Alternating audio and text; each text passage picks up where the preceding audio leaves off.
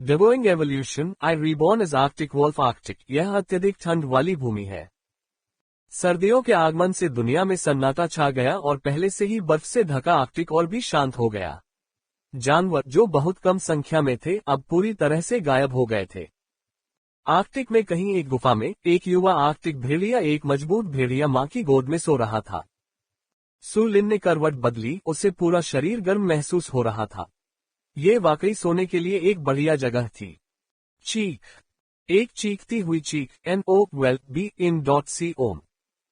सोने और जागने के बीच की अवस्था में सु लिन अपनी आंखें रगड़ने के लिए अपना हाथ हिलाना चाहता था, लेकिन वह अचानक चौंक कर जाग गया। 1 मिनट रुको, मेरे हाथ कहाँ हैं? और मेरी आवाज में क्या खराबी है?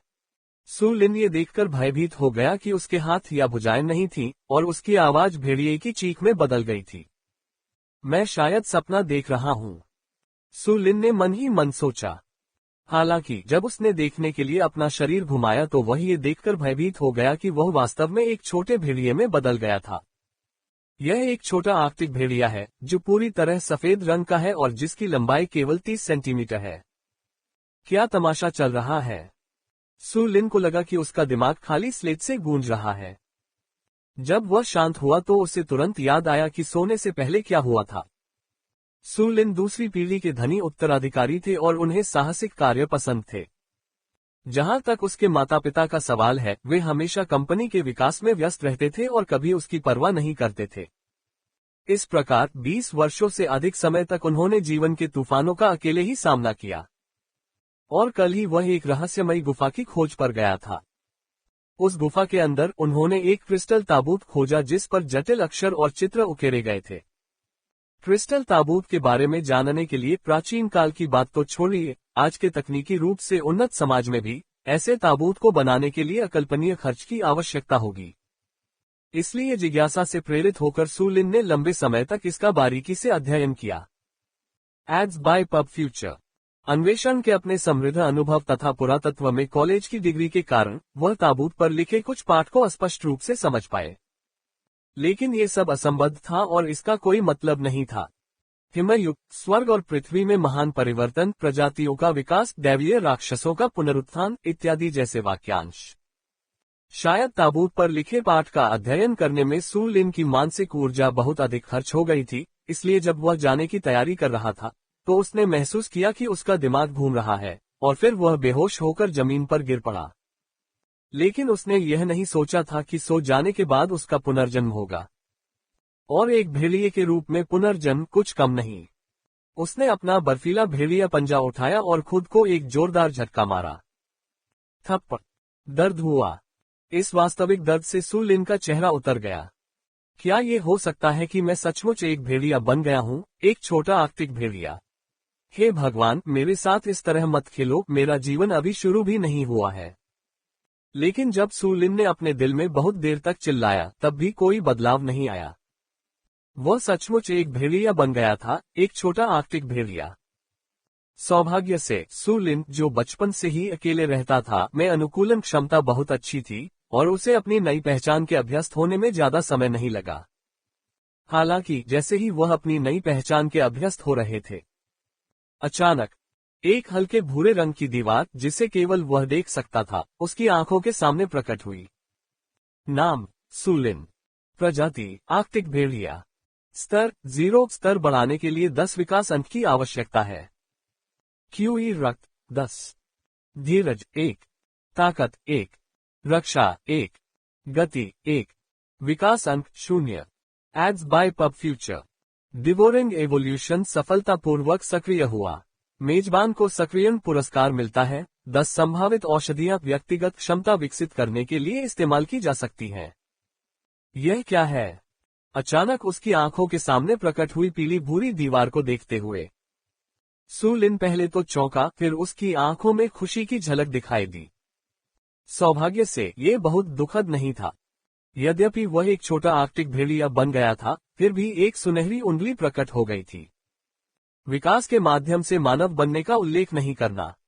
कम से कम बर्फीले आर्कटिक में जीवित रहने का प्रयास करना अब कोई समस्या नहीं होगी। विकास को निगलना, जिसका अर्थ है कि मैं भविष्य में अन्य चीजों को निगलकर विकसित हो सकता हूं, जैसे कि क्यूई रक्त। सु लिन ने विशेषता पैनल पर विभिन्न मूल्यों का विश्लेषण करना शुरू किया। विशेषता पैनल पर क्यूई रक्त जीवन अंत के बराबर है। यदि क्यूई रक्त 0 तक गिर जाता है तो यह संभवतः जीवन के अंत का संकेत है।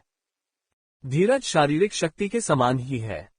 शक्ति किसी प्राणी की आक्रमण शक्ति और विनाशकारी शक्ति निर्धारित करती है। गति स्वाभाविक रूप से दौड़ने और प्रतिक्रिया की गति से संबंधित है। मोटे तौर पर कहें तो ये बातें समझने में काफी आसान है। जहां तक संभावित औषधि का सवाल है, वहां भी एक विस्तृत टिप्पणी है। यह एक अद्भुत चीज है जिसके सेवन से व्यक्ति की शारीरिक क्षमता का विकास हो सकता है। सु लिन ने इन बातों का विश्लेषण किया और अंततः एक भेड़िए के रूप में पुनर्जन्म के अवसाद से आगे बढ़ सकी। इस समय होश में आने के बाद उसने अपने बर्फ सफेद प्यारे छोटे भेड़िए के सिर को थोड़ा ऊपर उठाया और भेड़िया मां की ओर देखा जो उसे अपने पंजे में पकड़े हुए थी। अचानक वुल्फ मदर का गुण पैनल भी उसकी आंखों के सामने प्रकट हुआ। प्रजाति आर्कटिक भेड़िया मादा। स्तर 4। क्यूई रक्त 432। धीरज 42। Ads by pub future. शक्ति 39। रक्षा 37। गति 35। ये कहना होगा कि वुल्फ मदर के गुण उसके वर्तमान गुणों से कहीं अधिक मजबूत थे। ऐसा प्रतीत होता है कि मादा आर्कटिक भेड़िए के लिए यह सामान्य मानक था। वुल्फ मदर के पंजे से खुद को छुड़ाने के लिए संघर्ष करते हुए सु लिन कांपते हुए उसके पेट पर चढ़ गया और गुफा के बाकी हिस्से की ओर देखने लगा। उन्होंने देखा कि कई अन्य आर्कटिक भेड़िए भी सो रहे थे और ऊर्जा प्राप्त कर रहे थे। ऐसा लग रहा था जैसे भेड़िए वास्तव में सामाजिक प्राणी हैं। भेड़िया मां के ठीक बगल में और उसके सबसे करीब भेड़िया पिता था। प्रत्येक भेड़िए को स्कैन करने के बाद सु लिन ने पाया कि इस समय गुफा में वुल्फ फादर के पास सबसे अधिक गुण थे। इसके अलावा इस तथ्य को देखते हुए कि भेड़िया पिता और भेड़िया माता गुफा के केंद्र में थे, वह स्थान जहां से सूर्य चमकता था। ये संभावना थी कि वुल्फ फादर झुंड का प्रमुख भेड़िया था। प्रजाति आर्कटिक भेड़िया नर। स्तर 6। क्यूई रक्त 589। धीरज 68। शक्ति 59। रक्षा 57। गति 60। ये वुल्फ फादर की विशेषताएं थीं। ये गुण वुल्फ मदर से कहीं अधिक थे और यहां तक कि नर आर्कटिक भेड़ियों में भी ये काफी असाधारण थे। आओ। जब सु लिन अभी भी अपने कोमल छोटे पंजों का उपयोग करके गुफा से बाहर निकलकर बाहरी दुनिया को देखने की योजना बना रहा था, तभी वुल्फ मदर जाग गई। उसने छोटे बच्चे को अनाड़ी ढंग से अपने ऊपर रेंगते हुए देखा और असंतुष्ट होकर गुर्राहट की आवाज निकाली, फिर अपने पंजे का इस्तेमाल करके सीधे सु लिन को अपने आलिंगन में वापस खींच लिया। तभी सु लिन ने देखा कि आलिंगन में एक छोटी मादा आर्कटिक भेड़िया थी जो उससे भी छोटी लग रही थी, संभवतः उसकी भेड़िया बहन। अब भेड़िया बहन बड़े मजे से उसकी चूची का आनंद ले रही थी। वुल्फ सिस्टर को इतनी उत्सुकता से खाते देख सु लिन को लगा कि भूख तेजी से उस पर हावी हो रही है। यद्यपि उसका मन काफी प्रतिरोधी था, फिर भी वह अपने शरीर की जन्मजात लालसा को दबा नहीं सका। वह झुक गया और भेड़िया बहन की तरह खाना खाने लगा। डिंग। आर्कटिक वुल्फ मदर का दूध पीने से विकास अंक जोड़ 0.1। उसके कान में सिस्टम नोटिफिकेशन और जीभ पर मीठे स्वाद ने सु लिन की छोटी भेड़िए जैसी आंखों को चमका दिया। आर्कटिक वुल्फ मदर्स मिल्क पीते हुए सु लिन अपने कानों के पास सिस्टम के संकेतों के बीच अपनी पलकों के उनींदे वजन के नीचे सो गया। स्तनधारी शावकों का एक लक्षण है कि वे बहुत अधिक नींद में रहते हैं। यह विशेषता मानव शिशुओं और आर्कटिक वुल्फ शावकों दोनों में अच्छी तरह से देखी जा सकती है। 1 महीने बाद गुफा के अंदर। आओ। सु लिन के कान में एक कोमल गुर्राहट सुनाई दी। एक छोटी सी आकृति चकित और मनमोहक आंखें झपकाते हुए बड़े आश्चर्य से सु लिन को देख रही थी। यह आकृति कोई और नहीं बल्कि वुल्फ सिस्टर थी। वुल्फ सिस्टर का जन्म सु लिन के जन्म के कुछ ही समय बाद हुआ था। वस्तुतः दोनों का जन्म एक के बाद एक हुआ था। फिर भी उसने यह उम्मीद नहीं की थी कि उसका भाई, जो लगभग उसकी ही साइज का था, इतनी जल्दी इतना बड़ा हो जाएगा। अब वह उससे कई साइज बड़ा हो गया था। सु लिन, जो गुफा के बाहर के दृश्य को ध्यानपूर्वक देख रहा था, ने आश्चर्यचकित होकर गुर्राने की आवाज सुनकर अपना सिर घुमाया और भेड़िया बहन के सिर पर पंजा मार दिया। बेशक वह वुल्फ सिस्टर के मन में आश्चर्य और जिज्ञासा से पूरी तरह वाकिफ था। न केवल वुल्फ सिस्टर बल्कि गुफा के अंदर वुल्फ डैड और वुल्फ मॉम, साथ ही वुल्फ कबीले के कई अन्य सदस्य भी उसके बारे में बहुत उत्सुक थे। यदि ये तथ्य न होता कि सू लिन पिछले महीने उनकी देखरेख में ही बड़ा हुआ था, तो वे उसे गलती से आर्कटिक भेड़िया समझ लेते जो चुपचाप अंदर घुस आया था।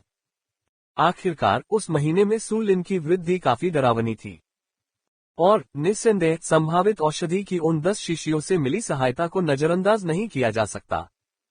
अपने पुनर्जन्म के तीसरे दिन सू लिन पहले से ही अपने आप दौड़ने और कूदने में सक्षम था।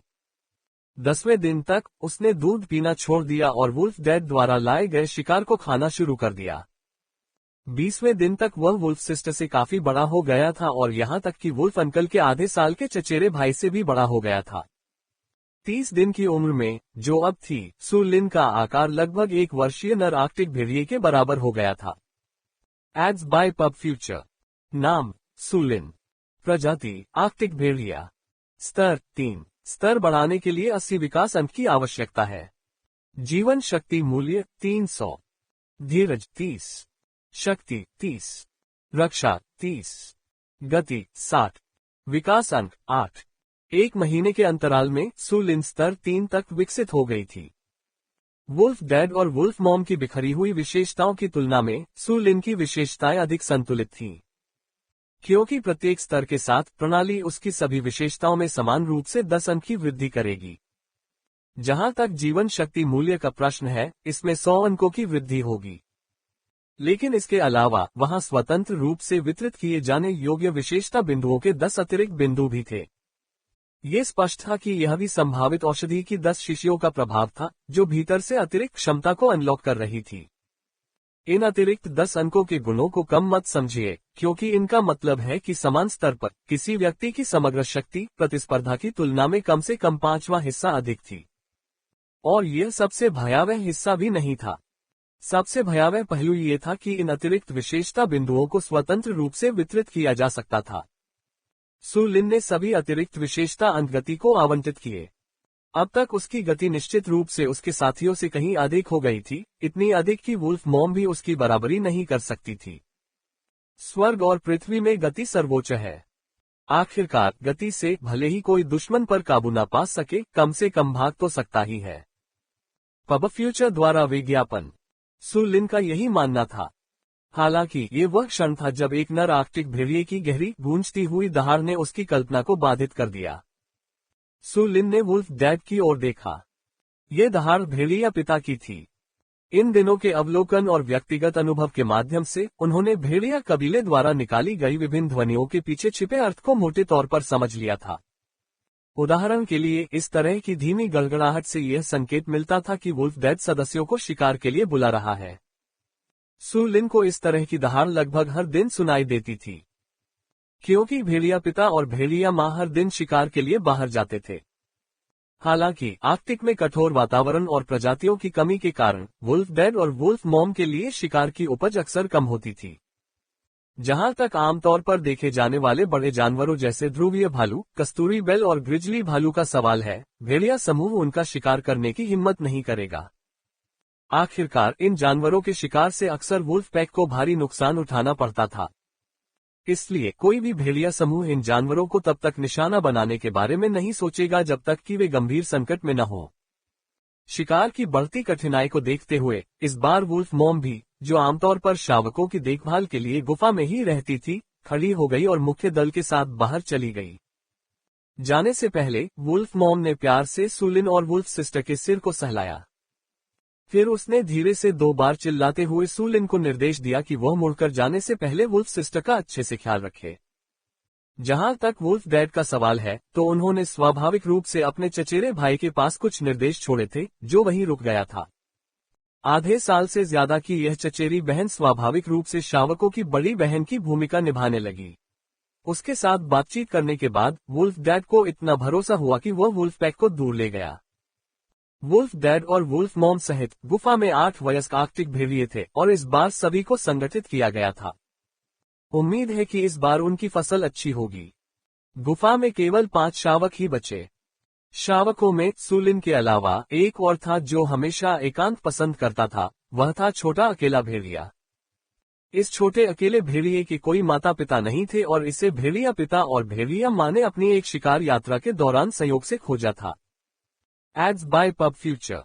शायद अपनी प्रजाति के प्रति सहानुभूति या किसी अन्य भावना के कारण भेड़िया पिता और भेड़िया माँ ने छोटे अकेले भेड़िए को अपने साथ ले लिया था।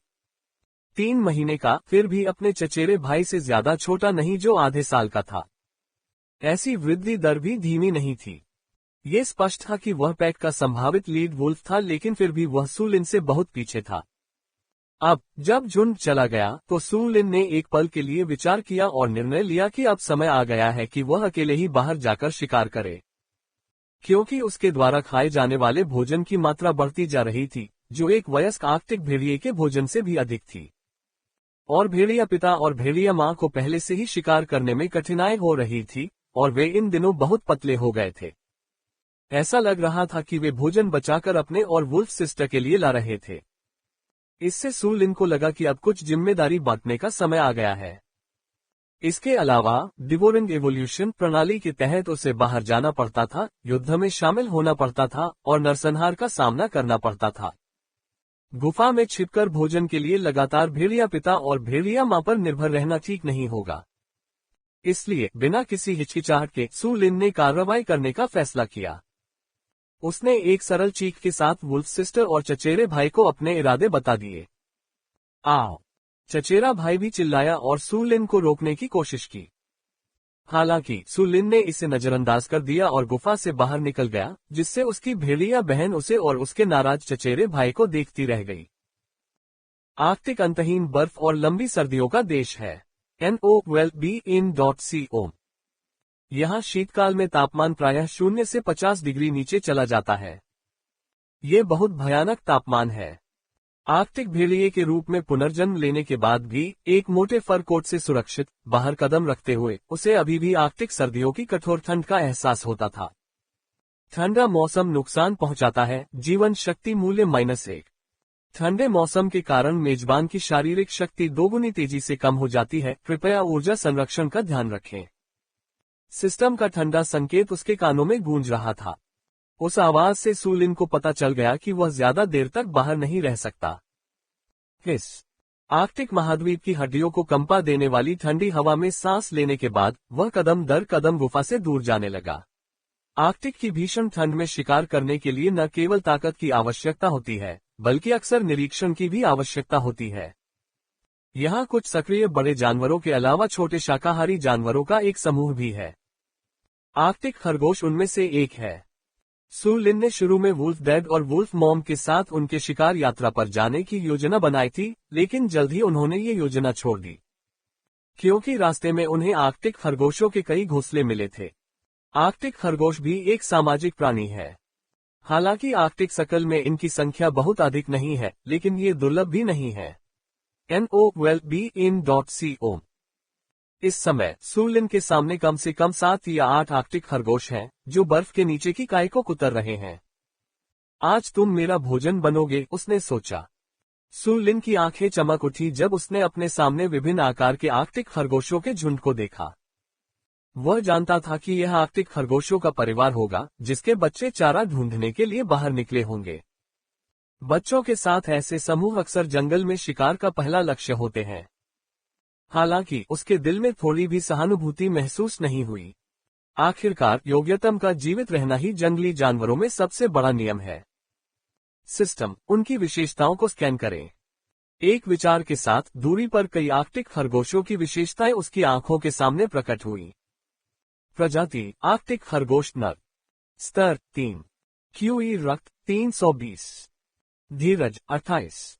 शक्ति 8। रक्षा 12। गति 53। Ads by pub future. प्रजाति आर्कटिक खरगोश मादा। लेवल 2। QE रक्त 282। धीरज 16। शक्ति 5। रक्षा 9। गति 47। एक नजर में सू लिन ने देखा कि खरगोशों में एक प्रमुख नर आर्कटिक खरगोश के गुण सबसे अधिक थे, जो स्तर 3 तक पहुंच गया था। इसकी गति 53 पाउंड थी तथा अन्य मादा खरगोशों की गति भी बहुत अधिक थी। ये स्पष्ट था कि इतनी तेज गति के कारण ही वुल्फ डैड और वुल्फ मॉम को उनकी परवाह नहीं थी। आखिरकार इस बर्फीली और बर्फीली भूमि पर कुछ अत्यंत तेज आर्कटिक खरगोशों को पकड़ने का प्रयास बहुत थका देने वाला था।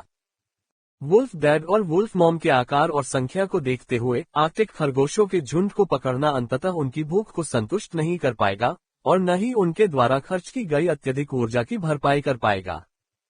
लेकिन सु लिन के लिए ये छोटी मोटी बातें थीं। सु लिन की गति भी बहुत तेज थी, यहाँ तक कि प्रमुख आर्कटिक खरगोश से भी अधिक। इसके अलावा उनकी शारीरिक शक्ति सहन शक्ति के बराबर थी। सहन शक्ति की पुनः प्राप्ति के लिए केवल मध्यम आराम और थोड़ी मात्रा में भोजन की आवश्यकता होती है।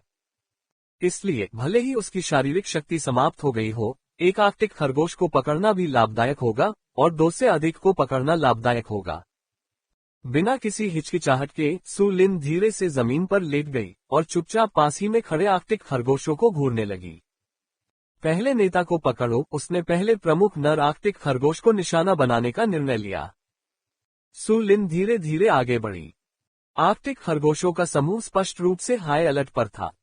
जैसे कि उन्होंने कुछ सुना हो, उन्होंने अपने कान खड़े कर लिए और लगातार अपने आसपास के वातावरण को देखते रहे। वह नर आर्कटिक खरगोश उछल रहा था और सु लिन की दिशा में लगातार देख रहा था। ऐसा प्रतीत होता है कि यह खतरे के प्रति जानवर की सहज अंतर्ज्ञान था। Ads by pub future. सौभाग्य से सु लिन का छद्म आवरण उत्कृष्ट था। जब वह जमीन पर लेटता था तो उसका सफेद शरीर लगभग बर्फ में मिल जाता था, जिससे उसे पहचानना मुश्किल हो जाता था। वह चुपचाप लेटा हुआ प्रतीक्षा कर रहा था। आर्कटिक खरगोशों के समूह को कुछ भी असामान्य नहीं लगा और वे काय चरते रहे। सु लिन फिर धीरे धीरे आगे बढ़ी। वह कुछ देर रुका, थोड़ा आगे बढ़ा, कुछ देर रुका और फिर थोड़ा आगे बढ़ा। काफी समय के बाद अंततः वह आर्कटिक खरगोश समूह से 30 मीटर से भी कम दूरी पर आ गया।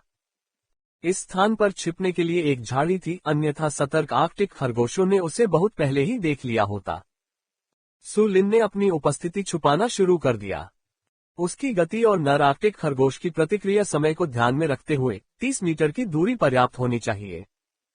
उन्होंने एक ही वार में खरगोश को मारने की तैयारी की, जिससे समूह के प्रतिक्रिया करने से पहले ही कई खरगोशों को मार गिराने की उम्मीद थी, जिससे भागने वालों का पीछा करने के लिए अधिक शारीरिक शक्ति बच सके। गति ही सब कुछ तय करती है। सु लिन एक बार फिर धीरे धीरे एक कदम आगे बढ़ा, अपने पूरे शरीर को कुंडलित करते हुए कार्रवाई में उतरने के लिए तैयार। एक युवती की तरह शांत, एक भागते हुए खरगोश की तरह तेज। हालांकि इस बार सु लिन की गति एक भागते हुए खरगोश से भी तेज थी। बिजली की तरह चमकती एक सफेद धारियां अचानक एक अनजान आर्कटिक नर खरगोश की ओर बढ़ी, जो अभी भी चरने के लिए अपना सिर नीचे किए हुए था। गर्जन। 10 मीटर की दूरी पर आर्कटिक खरगोश ने खतरे को भांप लिया।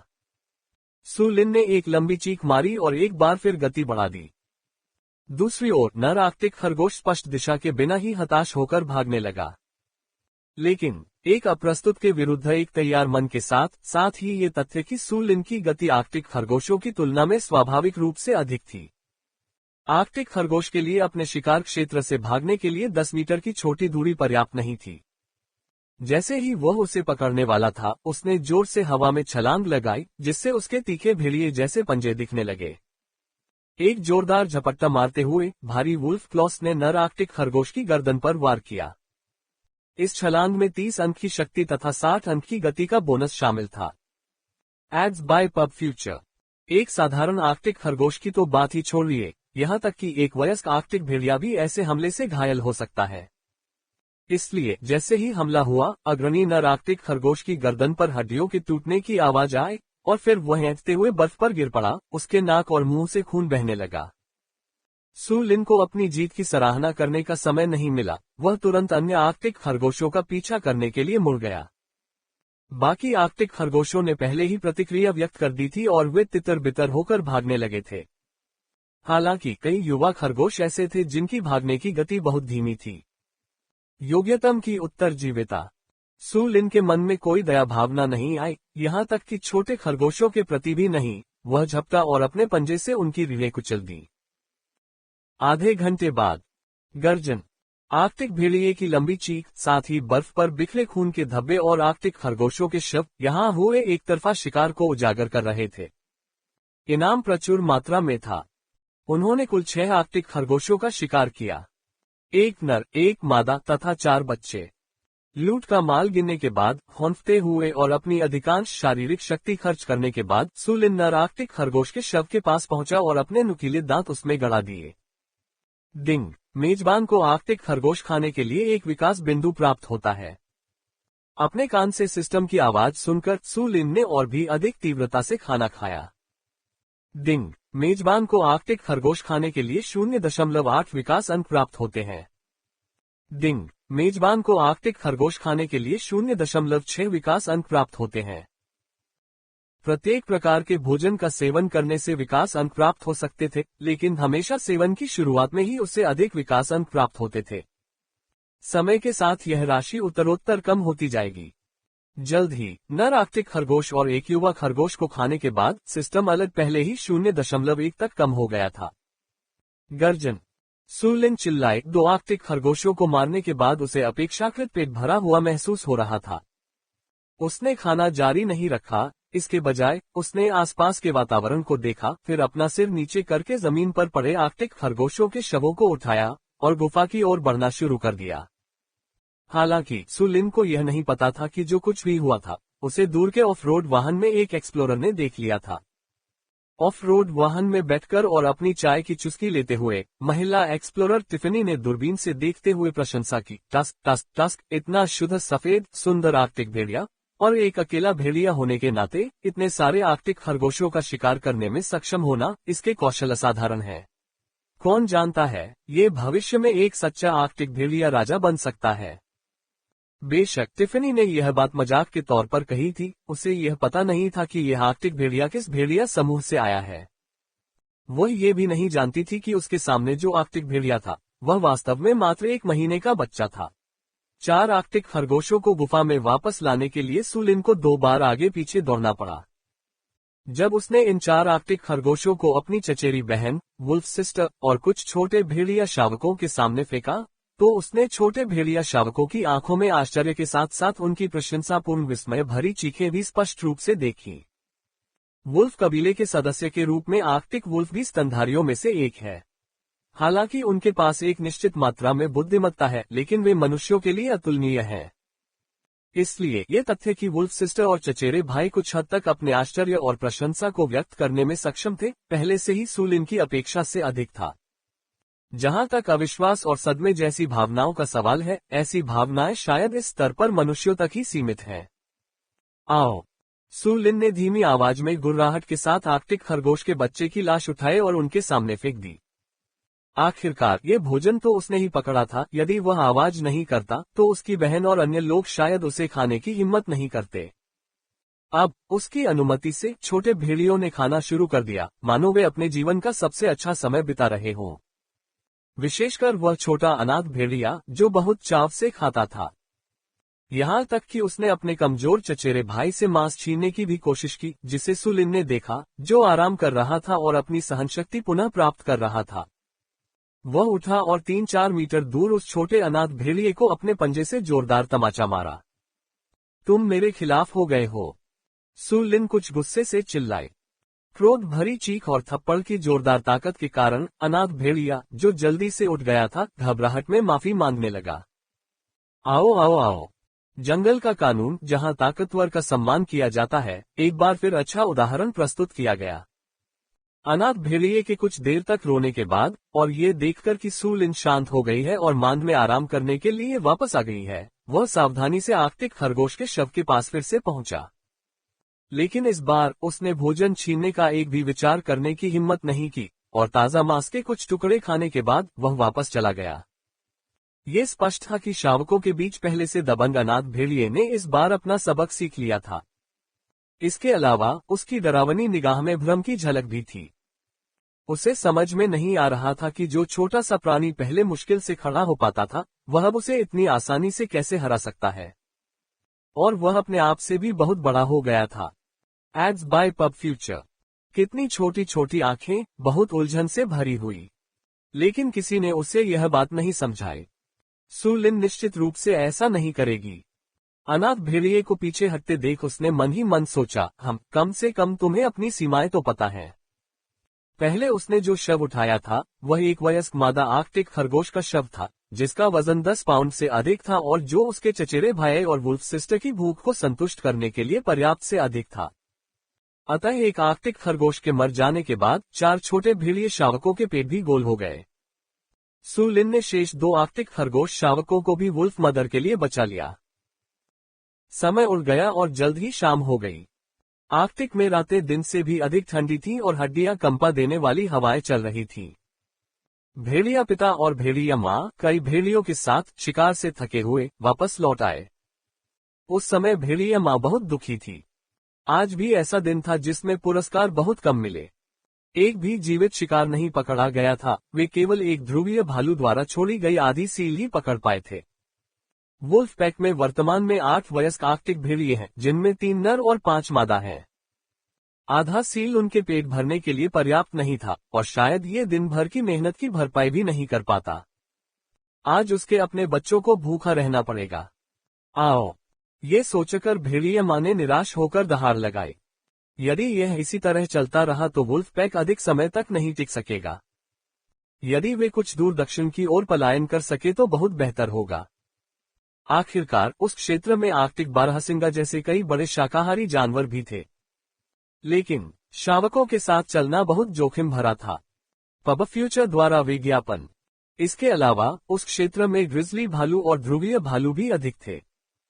भेड़िया समूह की वर्तमान ताकत के साथ वे एक भालू को तो संभाल सकते थे, लेकिन 2 को संभालना उनके लिए संघर्षपूर्ण होगा।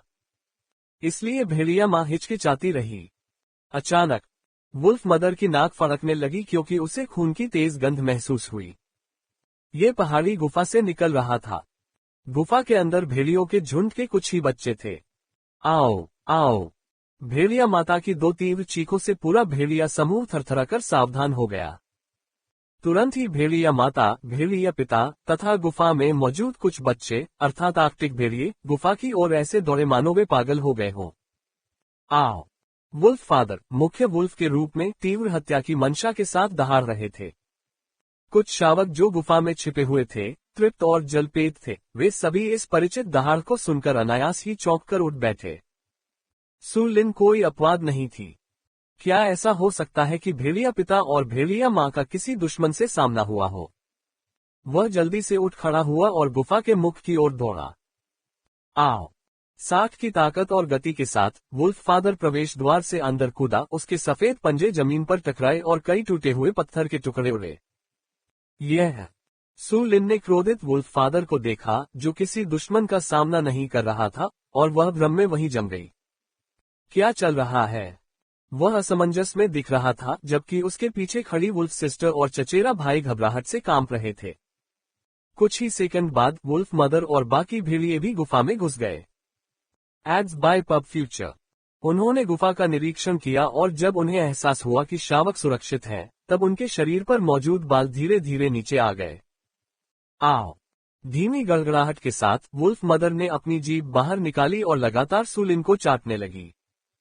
यह अच्छी बात है कि शावक सुरक्षित हैं, लेकिन गुफा में खून की यह भारी गंध कहां से आए? आओ! सु लिन को इस बात का अंदाजा हो गया था कि वुल्फ डैड और वुल्फ मॉम अभी अभी क्यों गुस्से में थे। उसने एक हल्की सी गुर्राहट की और फिर गुफा के अंदर से शेष 2 आर्कटिक खरगोशों को बाहर खींच लिया।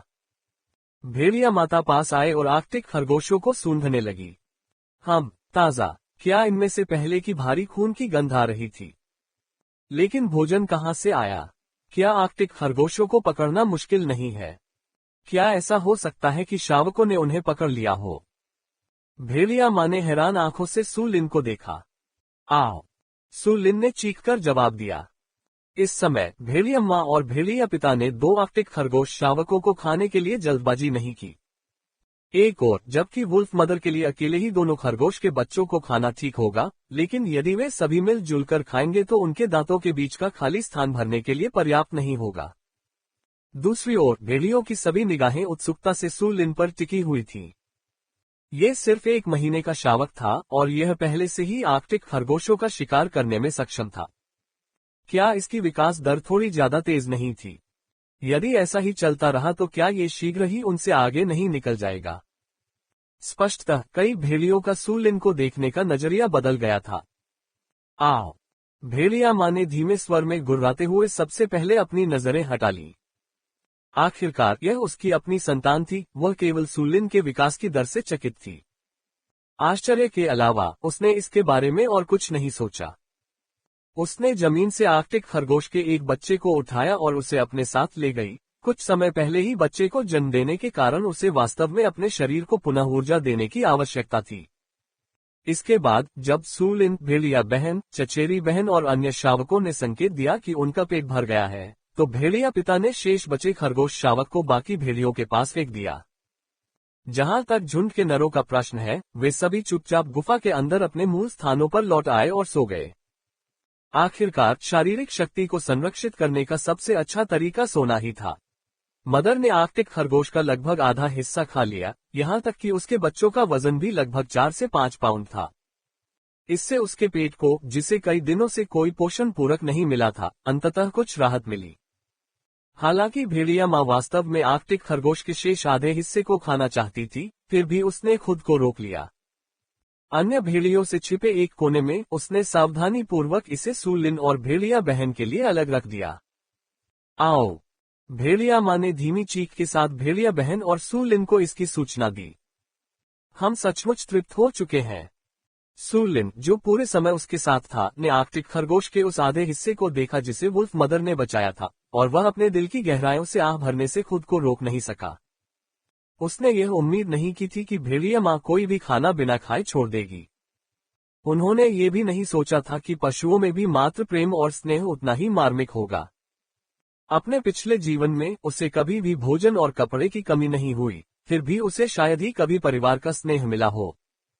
आखिरकार उसके माता पिता हमेशा अपनी कंपनी के विकास में व्यस्त रहते थे और शायद ही कभी उस पर ज्यादा ध्यान देते थे। इस जीवन में यद्यपि उसका पुनर्जन्म आर्कटिक वुल्फ के रूप में हुआ था। पिछले महीने भेड़ियों के झुंड के साथ रहने से उसे सचमुच भेड़िया पिता और भेड़िया माँ की देखभाल का एहसास हुआ। विशेषकर अभी, जिस प्रकार भेड़िया माँ और भेड़िया पिता ने ये सोचकर घबराहट में व्यवहार किया कि मांद में उनके शावकों को परेशानी का सामना करना पड़ा है, उसने सूलिन को काफी प्रभावित किया। सांस। ये सोचते हुए सूलिन ने फिर से वुल्फ मदर की ओर देखा, जिसने हठपूर्वक उसके लिए थोड़ा सा भोजन छोड़ दिया था, और उसने आह भरी। लेकिन वह गहराई से जानता था कि उसे आगे बढ़ने के लिए कड़ी मेहनत करनी होगी। सबसे पहले ये सुनिश्चित करना कि वह सुरक्षित रूप से रह सके, और साथ ही वुल्फ डैड और वुल्फ मॉम को थोड़े से भोजन के लिए खुद को थकाने से रोकना भी। वह संपूर्ण आर्कटिक का सच्चा शासक, आर्कटिक खाद्य श्रृंखला के शीर्ष का राजा, आर्कटिक वुल्फ किंग बनना चाहता था। भविष्य के लिए सुंदर आकांक्षाएं संजोए हुए सूलिन भेड़िया माँ के पास लेट गया, सोने और अपनी ऊर्जा पुनः प्राप्त करने की तैयारी कर रहा था, ताकि वह कल फिर से शिकार पर जा सके। अगले दिन नींद से जागते ही जब सूलिन ने अपनी आंखें खोली तो पहली चीज जो उसने देखी वह ये थी कि भेड़िया माँ और भेड़िया पिता अब मांद में नहीं थे, और झुंड के अन्य वयस्क आर्कटिक भेड़िए भी चले गए थे। स्पष्टतः वे भोजन की तलाश में सुबह सुबह ही बाहर निकल गए थे। पब फ्यूचर द्वारा विज्ञापन। उसने अपने शरीर को तान लिया और अभी भी कुछ नींद में था, इसलिए उठ खड़ा हुआ।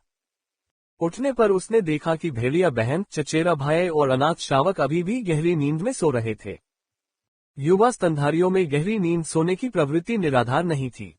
सूलिन गुफा से बाहर निकली और आर्कटिक के अंतहीन सफेद विस्तार को देखने लगी। शायद अब सुबह के करीब 10 बज रहे थे, लेकिन आर्कटिक महाद्वीप के ऊपर आसमान में रोशनी की हल्की सी झलक दिख रही थी। यहाँ सर्दियां और रातें अन्य स्थानों की तुलना में लंबी होती हैं और कभी कभी ध्रुवीय रात्रि की घटना भी देखने को मिलती है। आओ! सूलिन ने विशाल खाली आर्कटिक की ओर लंबी और ऊंची आवाज में चीख मारी। वह जानता था कि उसे इस स्थान पर लंबे समय तक जीवित रहना होगा। उसके चिल्लाने के बाद सूलिन को फिर से भूख लगी। अब वह आर्कटिक भेड़िए के रूप में जीवन जीने तथा भेड़ियों का खून पीने की जीवनशैली के लिए पूरी तरह से अनुकूल हो चुका था।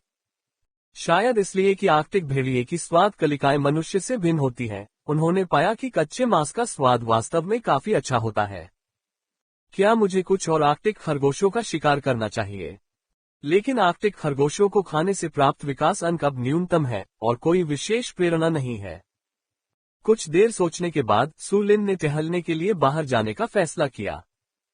यदि कोई अन्य शिकार न हो तो उसे फिर से कुछ आर्कटिक खरगोशों का शिकार करना पड़ेगा। बर्फ से ढके आर्कटिक में वह कदम दर कदम आगे बढ़ता रहा। भेड़िए की सूंघने की शक्ति बहुत तीव्र होती है। जल्द ही अपने स्थान से कुछ ही दूरी पर सु लिन को हवा में खून की गंध महसूस हुई। कुछ तो चल रहा है। वह तुरंत पूरी तरह सतर्क हो गया। वह बर्फ पर रेंगता हुआ उस दिशा में चला गया जिधर से खून की गंध आ रही थी। तेज तो नहीं, लेकिन बहुत सतर्क। आखिरकार उसकी ताकत अभी भी काफी कमजोर थी। पछताने से बेहतर है कि पहले से सावधान रहें। सतर्क रहना हमेशा सही होता है। लगभग 15 मिनट की धीमी प्रगति के बाद वह अंततः खून की भारी गंध के स्रोत तक पहुंच गया। पब फ्यूचर द्वारा विज्ञापन। खून की गंध बहुत तेज थी। ऐसा प्रतीत हुआ कि कुछ समय पहले ही झगड़ा हुआ था। यदि यह अधिक समय तक होता तो रक्त की इतनी तीव्र गंध ने अब तक अनेक मांसाहारी जानवरों को आकर्षित कर लिया होता। NOWELLBEIN.CO। सु लिन रुक गई, एक घनी झाड़ी के पीछे छिप गई और दूर तक देखने लगी। जल्द ही उसे खून की गंध का स्रोत पता चल गया। यह आर्कटिक हिरन का शव था। प्रजाति आर्कटिक बारहसिंगा नर, मृत। स्तर 7। QE रक्त 1050। धीरज 75। शक्ति 53। रक्षा 39। गति 60। यह आर्कटिक हिरन स्तर 7 का था, जो वुल्फ फादर से भी अधिक ऊंचा था। सामान्यतः ऐसे लक्ष्य का शिकार करने के लिए पूरे भेड़िया समूह की आवश्यकता होती। लेकिन अब लेवल 7 का एक नर आर्कटिक बारहसिंगा ऐसे ही मृत पड़ा है। हिरन के शरीर पर किसी प्रकार के घाव के निशान नहीं थे। केवल गर्दन और अंगों से ताजा लाल रक्त बह रहा था। खून अभी तक पूरी तरह जमा नहीं था, जिससे पता चलता है कि उसकी मौत कुछ ही मिनट पहले हुई थी। ऐसा कौन सा जानवर है जो इतनी आसानी से एक नर आर्कटिक हिरन को मार सकता है? क्या ये कोई ध्रुवीय भालू हो सकता है? झाड़ियों के पीछे छुपकर सु लिन ने सोचा। आर्कटिक में एकमात्र जानवर जो आर्कटिक रेनडियर को इतनी आसानी से मार सकता था। निर्विवाद प्रभुत्व, ध्रुवीय भालू।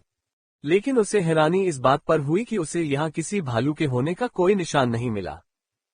इसके अलावा यदि किसी ध्रुवीय भालू ने इसे मार दिया होता तो वह शव को यहाँ नहीं छोड़ता।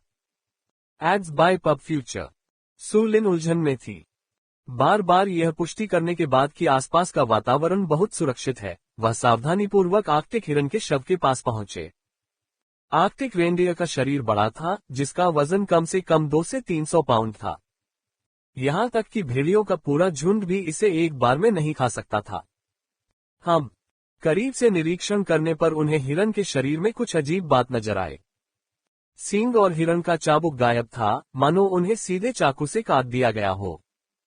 घाव बहुत साफ थे, निश्चित रूप से जानवर के नोचने का परिणाम नहीं थे। क्या इसका शिकार इंसानों ने किया होगा?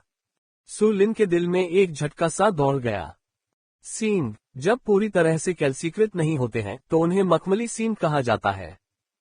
मखमली सींग न केवल सिका हिरन और लाल हिरन में पाए जाते हैं, बल्कि आर्कटिक बारहसिंगा में भी पाए जाते हैं। यह एक बहुत ही मूल्यवान औषधीय सामग्री है और कई लोग इसके लिए ऊंची कीमत चुकाएंगे। जहां तक हिरन के चाबुक की बात है, ये भी शराब में भिगोने के लिए एक उत्कृष्ट सामग्री है। हिरन की गर्दन पर घातक घाव को दोबारा देखने पर उसे वास्तव में एक गहरा घाव दिखाई दिया। उनके मानवीय दृष्टिकोण से ऐसा घाव निश्चित रूप से आग्नेयास्त्र के कारण हुआ था। ये हिरन इंसानों के हाथों मारा गया। इस प्रकार केवल सबसे मूल्यवान मखमली सींग और हिरन का चाबुक ही गायब था। ये दृश्य देखकर सु लिन ने तेज सांस ली। ऐसा लग रहा था कि आर्कटिक उतना सुरक्षित नहीं था जितना उसने सोचा था। उन्हें न केवल खाद्यान्न की कमी के खतरे का सामना करना पड़ता था, बल्कि शिकारियों का भी सामना करना पड़ता था। संकट की भावना तुरंत उसके मन में उभरी। उन्हें विकास की गति को तीव्र करना था। सु लिन ने बिना किसी हिचकिचाहट के अपना सिर नीचे झुकाकर आर्कटिक हिरन के शव को खाना शुरू कर दिया। हिरन को मरे हुए ज्यादा समय नहीं हुआ था और उसका शरीर अभी पूरी तरह से कठोर नहीं हुआ था। उसने छाती से मांस का एक टुकड़ा तोड़ा, जिसमें चर्बी कम थी और मांस नरम था। डिंग, मेजबान ने आर्कटिक हिरन का मांस खाया है और 3 विकास अंक प्राप्त किए हैं। एक ही निवाले के बाद सु लिन की आंखें चमक उठी। 3 विकास बिंदु। इसमें कोई आश्चर्य नहीं कि यह आर्कटिक हिरन का मांस था। लिन ने अपने शिकार को खाना जारी रखा। डिंग, होस्ट ने आर्कटिक रेनडियर खाने से 2.8 इवोल्यूशन पॉइंट प्राप्त किए हैं। डिंग, होस्ट ने आर्कटिक रेनडियर खाने से 2.6 इवोल्यूशन पॉइंट प्राप्त किए हैं। डिंग, होस्ट ने आर्कटिक रेनडियर खाने से 2.4 इवोल्यूशन पॉइंट प्राप्त किए हैं। आर्कटिक हिरन के शव ने सु लिन को पर्याप्त मात्रा में विकास अंक प्रदान किए। आर्कटिक हिरन के मांस के लगभग 5 या 6 दिन खाने के बाद सु लिन को लगभग पूरी तरह से पेट भरा हुआ महसूस हुआ। उसने खाना जारी नहीं रखा। आखिरकार ये बर्फीला जंगल था जहां किसी भी समय खतरों का सामना करना पड़ सकता था। बहुत अधिक भोजन करने से गतिशीलता पर आसानी से असर पड़ सकता है। अब तक सु लिन ने 70 से अधिक विकास अंक अर्जित कर लिए थे तथा पुनः विकसित होने के लिए उसे केवल 10 अंक की आवश्यकता थी। उन्होंने बड़ी मेहनत से आर्कटिक हिरन के शव को गुफा की ओर घसीटा।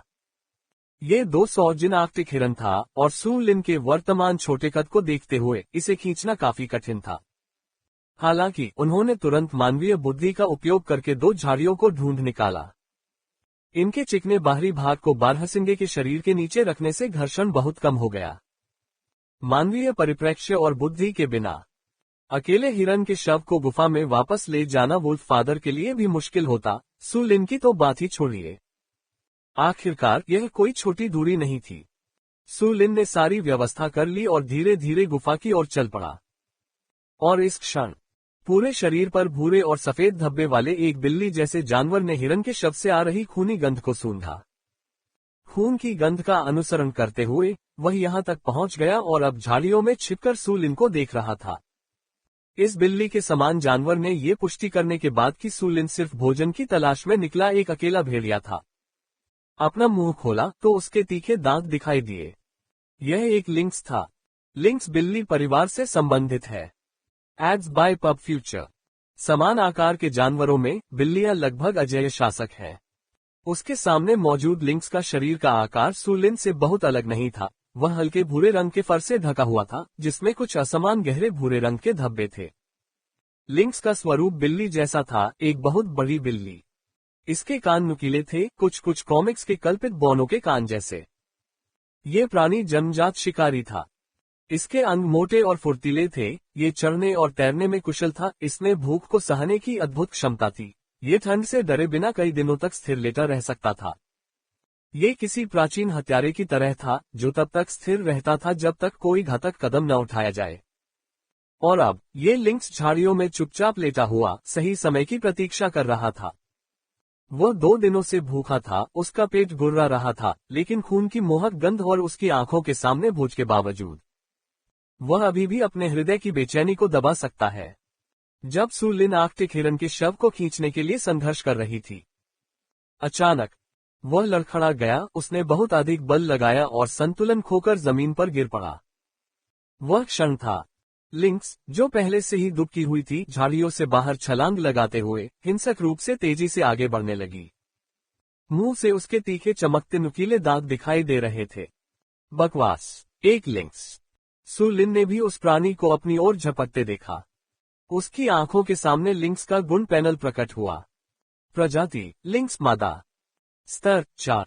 QE रक्त 398। धीरज 28। शक्ति 49। रक्षा 19। गति 53। ये लिंक्स लेवल 4 था। Ads by pub future. Su Lin से एक स्तर ऊपर। सामान्यतः कहा जाए तो लिंक्स भेड़िए को सक्रिय रूप से नहीं उकसाएगा। आखिरकार भेड़िया आकार में लिंक्स से बड़े होते हैं और उनमें अधिक सहनशक्ति और रक्षात्मक शक्ति होती है। यदि लिंक्स कम समय में शिकार नहीं कर पाता तो वह निश्चित रूप से नुकसान में पड़ जाता। वे जन्मजात शिकारी थे, सामने से लड़ने वाले नहीं। लेकिन सु लिन तो बस एक छोटा भेड़िया था। इसके अलावा लिंक्स की गति आश्चर्यजनक रूप से 53 अंक तक पहुंच गई थी, जो सु लिन के लगभग बराबर थी जिसने संभावित औषधि ली थी।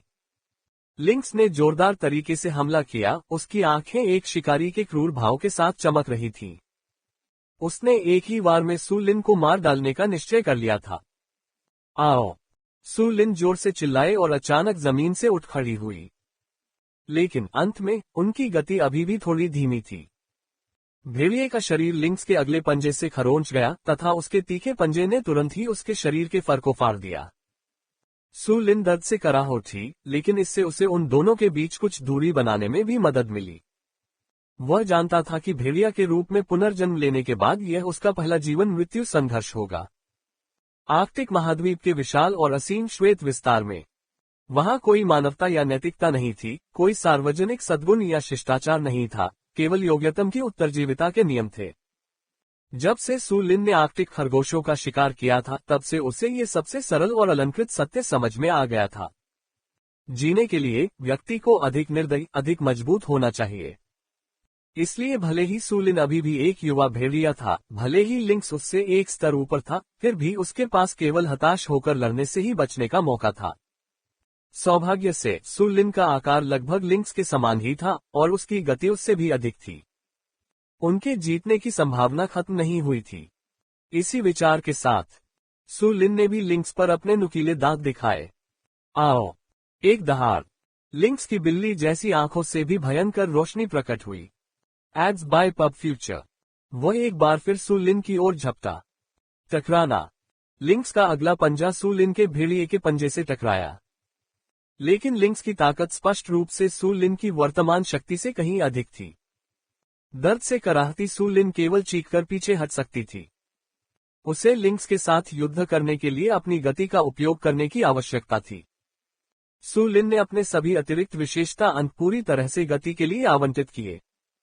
इस प्रकार उसकी गति लिंक्स से भी अधिक तेज थी, जो अपनी तीव्रता के लिए जाना जाता है। 60 बनाम 53। दोनों बहुत तेज गति से आगे बढ़ रहे थे और उनके संक्षिप्त संपर्क के दौरान भयंकर काटने और झपटने की घटनाएं हुई। फाड़ना। अंततः लिंक्स को एक और अवसर मिल गया। उसके पंजे ब्लेड की तरह तीखे थे और उसने एक बार फिर सु लिन के भेड़िए के शरीर पर घाव कर दिया। सु लिन के शरीर से खून बहने लगा। युद्ध की पीड़ा में सु लिन की आंखें लाल हो गईं। उसने लिंक्स की गर्दन की ओर काटा और हालांकि लिंक्स बच गया, फिर भी सु लिन ने उसे पीछे से काट लिया। सौभाग्य से केवल त्वचा और मांस की एक परत ही फटी थी। हालांकि ये दर्दनाक था, लेकिन इससे लिंक्स की लड़ाकू शक्ति पर कोई असर नहीं पड़ा और इस दर्द ने लिंक्स की भयंकर आंखों में पागलपन को और भी तीव्र कर दिया। हालांकि जैसे ही सु लिन ने लिंक्स का मांस निगल लिया, उसकी आंखें अचानक चमक उठीं। डिंग! मेजबान ने लिंक्स मांस खा लिया है, जिससे उसे 2.5 विकास अंक प्राप्त हुए हैं। क्या ये काम कर सकता है? सु लिन बहुत खुश हुई। अब स्तर 4 की ओर अग्रसर होते हुए भी उसे 5 विकास अंकों की आवश्यकता थी। इसका मतलब ये था कि अगर वह लिंक्स के मांस के 2 या 3 और टुकड़े फाड़ दे, तो वह लेवल 4 तक पहुंच सकता था।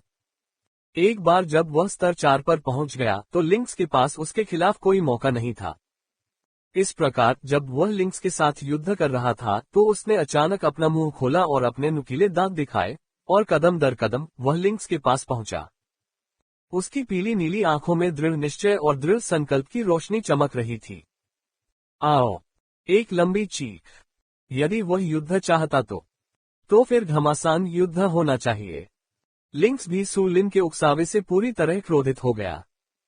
वह गुस्से से दहाड़ा, उसका फर खड़ा हो गया और एक शक्तिशाली छलांग के साथ उसके तीखे अगले पंजे ठंडे ढंग से चमक उठे और वह सु लिन की ओर झपटा। लिन अब और नहीं चकमा दे सकी। वह लिंक्स से आमने सामने की भीषण भिड़ंत में फंस गया। इस बार उनका झपट्टा और काटना दोनों ही अत्यंत क्रूर थे। तार्किक रूप से एक एकाकी प्राणी होने के कारण लिंक्स इस तरह से मौत से नहीं लड़ेगा। हालांकि सु लिन द्वारा उसके मांस को फाड़ने से होने वाले दर्द और उसके साथ साथ उसके द्वारा की गई जबरदस्त उत्तेजना ने उसे पूरी तरह से उत्तेजित कर दिया था। हर जगह खून बहने लगा। उस समय सु लिन ने लिंक्स के अगले पंजों से 2 बार झेलने के बावजूद उसके मांस का एक और टुकड़ा काट लिया। भले ही मांस पर अभी भी बाल हो, उसने इसकी परवाह नहीं की और उसे अपने पेट में निगल लिया। डिंग! मेजबान ने लिंक्स मांस खाया है, जिससे उसे 2.4 विकास अंक प्राप्त हुए हैं। मांसाहारी जानवरों से मांस खाने पर विकास अंकों में कमी बहुत कम थी। बस 2 और काटने के साथ सु लिन अगले स्तर तक आगे बढ़ सकता है। इसलिए लिंक्स के साथ उसकी लड़ाई और भी भयंकर हो गई। जब तक लिंक्स के तीखे पंजे और दांत महत्वपूर्ण बिंदुओं पर प्रहार नहीं करते, सु लिन ने उन्हें पूरी तरह से नजरअंदाज कर दिया। वह लिंक्स से बहुत नजदीक से लड़ा तथा उसे एक और बार काटने के लिए सही अवसर की तलाश में था। धप! लिंक्स के अगले पंजे ने सु लिन की पीठ पर जोरदार प्रहार किया, जिससे उसकी पीठ पर गहरा घाव हो गया। लेकिन सू लिन की आंखें चमक उठी और उसने लिंक्स के पंजे की मांसपेशी से मांस की एक और परत काट ली। डिंग, मेजबान ने लिंक्स मांस खाया है, जिससे उसे 2.3 विकास अंक प्राप्त हुए हैं। अपने अगले पंजे के घायल होने के कारण लिंक्स की युद्ध शक्ति स्पष्ट रूप से प्रभावित हुई। उसकी खूंखार बिल्ली जैसी आंखों में पीछे हटने की इच्छा का एक निशान अंततः उभर आया। उसकी सहज बुद्धि ने उससे बताया कि यदि युद्ध जारी रहा तो भले ही वह जीत जाए, वह गंभीर रूप से घायल हो जाएगा। और इस जैसे अकेले जानवर के लिए गंभीर चोट मौत के बराबर थी। गर्जन। लिंक्स क्रोध से दहाड़ने लगा, लड़ाई से छूटने की कोशिश कर रहा था। लेकिन सू लिन ने उसे मौका नहीं दिया और वह और भी तेज गति से उससे चिपकी रही। वह लिंक्स की पीठ पर झपटा और एक बार फिर मांस का एक टुकड़ा काटकर उसे खा गया। Ads by pub future. Ding, मेजबान ने लिंक्स मांस खाया है, जिससे उसे 2.2 विकास अंक प्राप्त हुए हैं। मांस का वह पूरा कौर निगलने के बाद सू लिन की ताकत असाधारण रूप से तेजी से बढ़ गई। विकास की शक्ति उसके शरीर के हर हिस्से में प्रवाहित हुई। उसके भेड़िए जैसे शरीर की प्रत्येक कोशिका ने लालच से विकास की शक्ति को अवशोषित कर लिया। डिंग, मेजबान को लेवल 4 तक आगे बढ़ने के लिए बधाई। नाम, सू लिन। प्रजाति, आर्कटिक भेड़िया। स्तर 4। उन्नयन के लिए 160 विकास अंक की आवश्यकता है। क्यूई रक्त 400।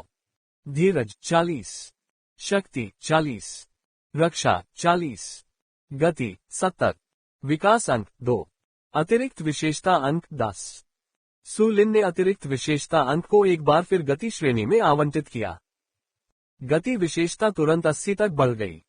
अपने भेड़िए जैसे शरीर में शक्ति का संचार महसूस करते हुए सू लिन खुद को रोक नहीं सका और एक लंबी चीख निकाली। हालांकि उसके नीचे मौजूद लिंक्स लुढ़कने में कामयाब हो गया, जिससे सू लिन नीचे गिर गई। वह तेज गति से भागने लगा, लेकिन लिंक्स के लिए जो बहुत ही फुर्तीली गति थी। इस समय सू लिन की आंखों में वह धीमी लग रही थी। उसकी नीली भेड़िया जैसी आंखें भागते हुए लिंक्स को घूर रही थीं, और उनमें से एक ठंडी हत्या की मंशा प्रकट हो रही थी। यदि ये लिंक्स भोजन छीनने आया था तो इसे यहीं मरने के लिए तैयार रहना होगा। अब सू लिन अविश्वसनीय रूप से तेज थी, एक सफेद छाया की तरह दौड़ रही थी। बहुत ही कम समय में वह लिंक्स के पास पहुंच गया। 80 स्पीड और 40 स्ट्रेंथ का संयोजन एक जबरदस्त हमला था। लिंक्स ने पीछे मुड़कर देखा, उसकी आंखों में पहली बार डर दिखाई दिया। वह चकमा देने की सोच रहा था। Ads by pub future. लेकिन उसके पास समय नहीं था। विशुद्ध शक्ति ने एक झटके में लिंक्स की रीढ़ को चकनाचूर कर दिया। लिंक्स कई मीटर तक लुढ़कता हुआ चला गया। उसके मुंह के कोने से खून भी बहने लगा था और सदमे से उसकी आंखें बंद हो गई थीं। ऐसा लग रहा था कि वह सफल नहीं हो पाएगी। सू लिन ने उसे पीड़ा नहीं दी, बल्कि वह आगे बढ़ा और लिंक्स के सिर पर एक और भयंकर पंजा मारा, जिससे उसकी चेतना का आखिरी धागा भी चकनाचूर हो गया। पहला जीवन मृत्यु संघर्ष अंततः पुनर्तः समाप्त हो गया। सू लिन के घाव, जो हाल के विकास के दौरान पहले ही पूरी तरह से ठीक हो चुके थे, अब उसे परेशान नहीं करते थे। जब लिंक्स ने अपनी अंतिम सांस ली तो सू लिन के सामने अचानक कई हल्के भूरे रंग के अधिसूचना संकेत प्रकट हो गए। कमजोर होते हुए भी मजबूत पर विजय पाना। युद्ध में एक सफलता। एक खूनी लड़ाई। परम विजय। लक्ष्य मृत। लड़ाकू रेटिंग S। इस युद्ध रेटिंग S के लिए आपने शिकार प्रतिभा D स्तर प्राप्त कर ली है। नोट: यदि लड़ाकू रेटिंग S से कम है तो कोई संदेश नहीं दिया जाएगा। यह क्या है? जब सू लिन ने अपने सामने संदेश आते देखा तो वह पहले तो अचंभित रह गया। उसने यह उम्मीद नहीं की थी कि मौत तक की लड़ाई भी पुरस्कार दिलाएगी।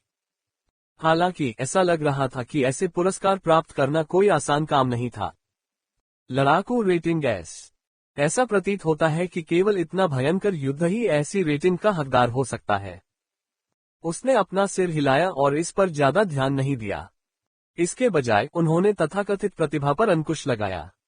शिकार D स्तर अपग्रेड करने योग्य सक्रिय प्रतिभा। एक बार सक्रिय होने पर यह उपयोगकर्ता की गति को 50% तक बढ़ा देता है, आक्रमण शक्ति को 50% तक बढ़ा देता है तथा चुपकेपन को बढ़ा देता है। Ads by pub future. अवधि 60 सेकंड। कूलडाउन अवधि 24 घंटे। इस प्रतिभा को देखकर सू लिन की आंखों में चमक आ गई। शिकार प्रतिभा ने उनकी ताकत को काफी हद तक बढ़ा दिया। आर्कटिक महाद्वीप के बर्फीले जंगलों में ताकत बढ़ने का मतलब न केवल आत्मविश्वास में वृद्धि थी, बल्कि भोजन की सुरक्षा भी थी। हालांकि सु लिन ने ज्यादा समय बर्बाद नहीं किया और एक नजर डालने के बाद विशेषता पृष्ठ को बंद कर दिया। आखिरकार वहां एक आर्कटिक बारहसिंगा और एक लिंक्स के शव थे, जिन्हें वापस गुफा में खींचकर ले जाना जरूरी था।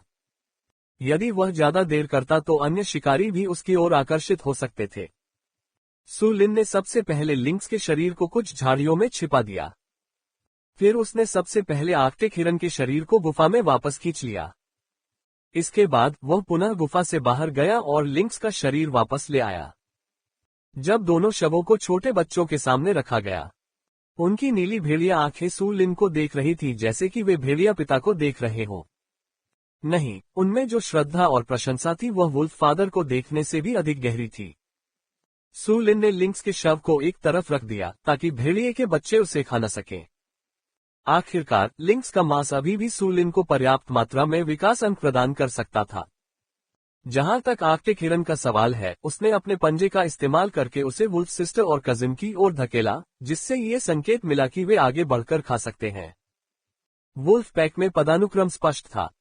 सु लिन का वुल्फ सिस्टर और कजिन को पहले खाने के लिए कहना चारों पिल्लों के बीच नियम स्थापित करने के लिए था।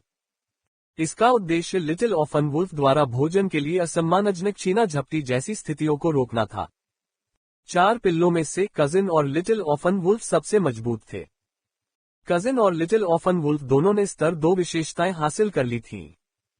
उनके आगे वोल्फेस का एक और बच्चा था जिसके बाल भूरे और सफेद रंग के थे। ये पिल्ला भी 3 महीने का था और स्तर 1 विशेषताओं तक पहुंच गया था। बेशक सबसे कमजोर सबसे प्यारी वुल्फ सिस्टर थी। एक दयनीय स्तर 0। लेकिन चूंकि वुल्फ सिस्टर की उम्र सिर्फ 1 महीने से अधिक थी, इसलिए यह विशेषता स्तर सामान्य था। आखिरकार हर भेड़िया सु लिन की तरह तेजी से नहीं बढ़ सकता। भेड़िया बहन के छोटे छोटे दांत अभी पूरी तरह विकसित नहीं हुए थे, जिससे वह अक्सर ठीक से काट नहीं पाती थी या बहुत कठोर चीजें खा नहीं पाती थी। तो सु लिन, जो इस समय एक चट्टान पर आराम कर रही थी, ये दृश्य देखकर आर्कटिक हिरन के पेट के पास गया, आसानी से पचने वाले मांस के कुछ टुकड़े फाड़े और उन्हें वुल्फ सिस्टर के सामने फेंक दिया। आओ! वुल्फ सिस्टर की कोमल चीखें सु लिन के प्रति उसके प्रेम और निर्भरता को व्यक्त करती थीं। इसके बाद जब भेड़िया बहन और चचेरे भाई ने अपना पेट भर लिया, तो सु लिन ने छोटे अकेले भेड़िए और एक अन्य युवा भेड़िए को खाने दिया। छोटा अकेला भेड़िया पहले से ही भूखा था और जैसे ही वह वहां पहुंचा, उसने हिरन के शव को खाना शुरू कर दिया। यद्यपि वह अभी छोटा भेड़िया था, फिर भी उसके खाने की गति धीमी नहीं थी। सु लिन को कोई आपत्ति नहीं थी। उसने वह चट्टान ढूंढ ली जिस पर वह लेटता था और सो गया। अब चूंकि गुफा में भोजन प्रचुर मात्रा में था, इसलिए यदि भेड़िया पिता और भेड़िया माँ वापस भी आ गए, तो वे भी अच्छा भोज कर सकेंगे। लिंक्स के साथ हताश लड़ाई के बाद सु लिन भी आज थोड़ा थक गई थी, और भेड़िया बहन अपना पेट भर खाने के बाद सु लिन के पास वापस आ गई। वह उसके पास आकर लेट गई और सोने लगी। आर्कटिक में दिन बहुत छोटे होते हैं। पलक झपकते ही शाम हो गई। जागने के बाद सु लिन ने हाथ बढ़ाया और देखा कि भेड़िया पिता और भेड़िया माँ अभी भी वापस नहीं आए थे। जहां तक बारहसिंगे की शव की बात है, छोटे अकेले भेड़िए और अन्य भेड़ियों द्वारा भोजन कर लेने के बाद उन्होंने उसे सावधानीपूर्वक गुफा के अंदर ले जाकर छोड़ दिया था। अन्य शिकारियों को खून की गंध का अनुसरण करते हुए गुफा तक पहुंचने से रोकने के लिए। सु लिन ने देखा कि छोटा अकेला भेड़िया, जो आमतौर पर केवल भोजन और पानी की मांग करना जानता था, ऐसा कर सकता है और उसने मन ही मन उसे अच्छा अंक दिया। वह उठकर गुफा के द्वार की ओर चला गया। प्रवेश द्वार पर पहुंचते ही उसे लगा कि ठंडी हवा का एक झोंका उसके चेहरे पर आ लगा है। एक भेड़िया होते हुए भी अपने घने फर के कारण सु लिन ठंड को महसूस कर सकता था, जिससे पता चलता था कि आर्कटिक महाद्वीप पर तापमान कितना कम हो सकता है। इस समय उसने दूर तक देखा। उसने देखा कि ठंडी हवा तेज हो रही थी और यहाँ तक कि जमीन से बारहमासी बर्फ और हिम को भी उड़ा रही थी। क्या ऐसा हो सकता है कि बर्फानी तूफान आने वाला हो? सु लिन के दिल में भारीपन का एहसास होने लगा। वुल्फ डैड और वुल्फ मॉम की अनुपस्थिति शायद इसी से संबंधित हो सकती है। Ads by pub future. आखिरकार वुल्फ पैक में कुल 8 वयस्क आर्कटिक भेड़िए थे और वे सभी अपनी मान से चले गए थे। आर्कटिक महाद्वीप पर जब तक वे ध्रुवीय भालू या ग्रिजली भालू जैसे प्रभुत्वशाली जीवों को सक्रिय रूप से उकसाते नहीं थे, तब तक शायद ही कोई शिकारी उनके लिए खतरा बन पाता। लिंक्स जैसे लोगों के सामने, जिन्होंने उसके साथ घोर संघर्ष किया था तथा एक वास्तविक संगठित आर्कटिक भेड़िया समूह का सामना किया था, वह कोई कदम उठाने की हिम्मत नहीं कर सका। उन्हें उकसाना तो दूर की बात थी, वह केवल अपनी दुम दबाकर चुपचाप भाग सकता था। मुझे लगता है कि वुल्फ डैड और अन्य लोगों ने पहले ही बर्फानी तूफान को देख लिया है और वे कहीं छिपे हुए होंगे। सु लिन ने नकारात्मक नहीं सोचा। भेड़िया पिता और भेड़िया माँ अनुभवी शिकारी थे और कोई भी खतरनाक काम नहीं करते थे। इस समय जब सु लिन ने बाहर बिगड़ते तूफान को देखा तो वह ज्यादा चिंतित नहीं था, क्योंकि आज की लूट छोटी नहीं थी। इस आर्कटिक हिरन का शरीर, जिसका वजन लगभग 200 पाउंड था, कई दिनों तक चलने के लिए पर्याप्त था। गुफा के पास सु लिन ने गश्त लगाए, ये पुष्टि करने के बाद कि कोई खतरा नहीं है। वह ज्यादा देर तक वहां नहीं रुके और तुरंत वापस लौट आए। बाहर का मौसम बहुत ठंडा था और इसके लिए बहुत अधिक शारीरिक शक्ति की आवश्यकता थी। वापस आने पर उसने पाया कि वुल्फ सिस्टर अभी भी गुफा में सो रही थी। छोटा अकेला भेड़िया और भूरे सफेद फर वाला छोटा भेड़िया भी एक कोने में गहरी नींद में सो रहे थे। छोटे अकेले भेड़िए ने भूरे सफेद छोटे भेड़िए के शरीर पर अपना सिर टिका दिया था, जिससे वह काफी आरामदायक स्थिति में था, काफी आनंद लेने वाला। ये दृश्य देखकर सु लिन खुद को मुस्कुराने से नहीं रोक सका।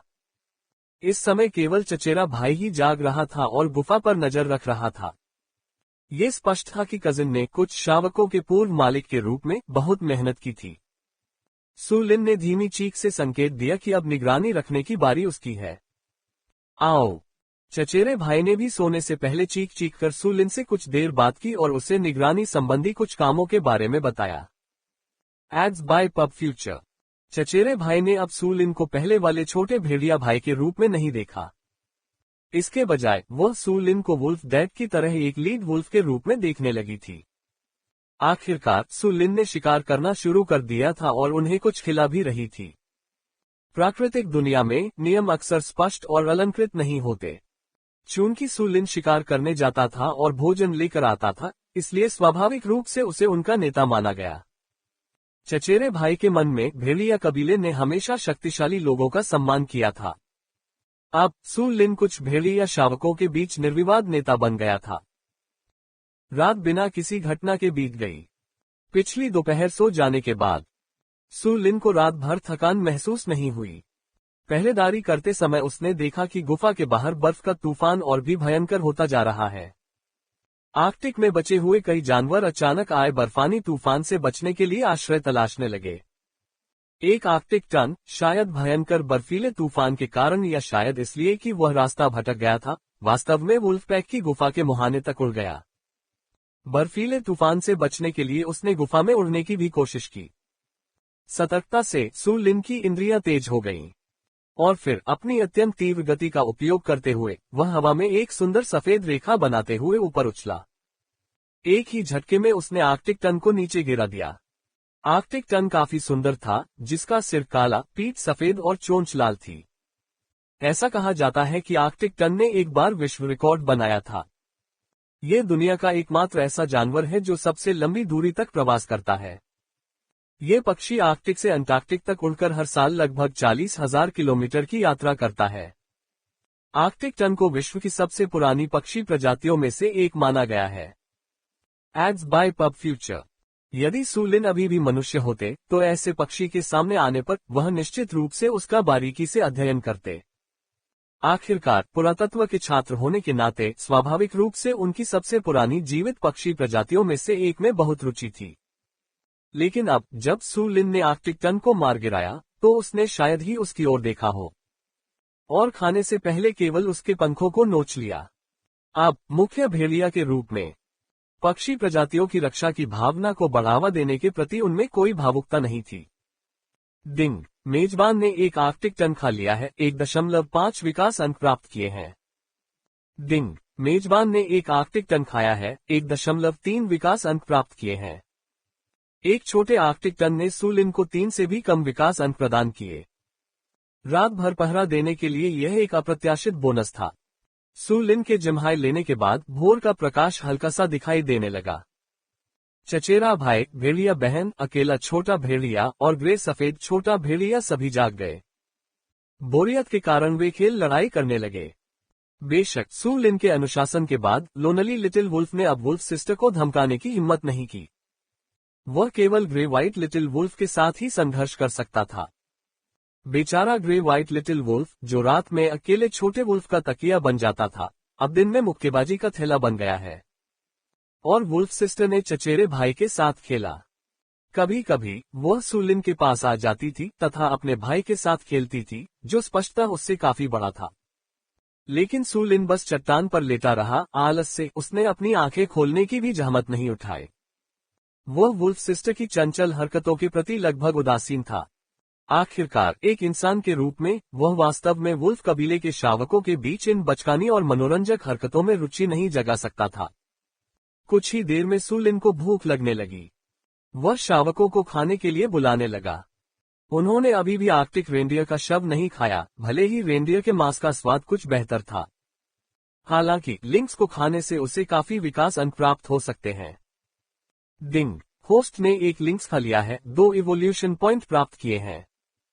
डिंग, होस्ट ने एक लिंक्स खा लिया है, 1.8 इवोल्यूशन पॉइंट प्राप्त किए हैं। डिंग, होस्ट ने एक लिंक्स खा लिया है, 1.6 विकास अंक प्राप्त किए हैं। ... लिंक्स का वजन लगभग 50 किलोग्राम था। सू लिन एक बार में इसे खत्म नहीं कर सका, उसने केवल 7 या 8 किलोग्राम ही खाया था, जिसके बाद वह और अधिक नहीं खा सका। इस लिंक्स मांस को खाने से उसे लगभग 20 विकास अंक प्राप्त हुए। उन्होंने अपने अगले स्तर और विकास की ओर एक और छोटा कदम उठाया था।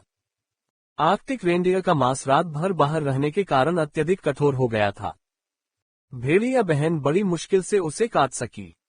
काफी देर तक आर्कटिक हिरन के शव को कुतरने के प्रयास के बाद भी वह एक भी टुकड़ा नहीं काट सकी।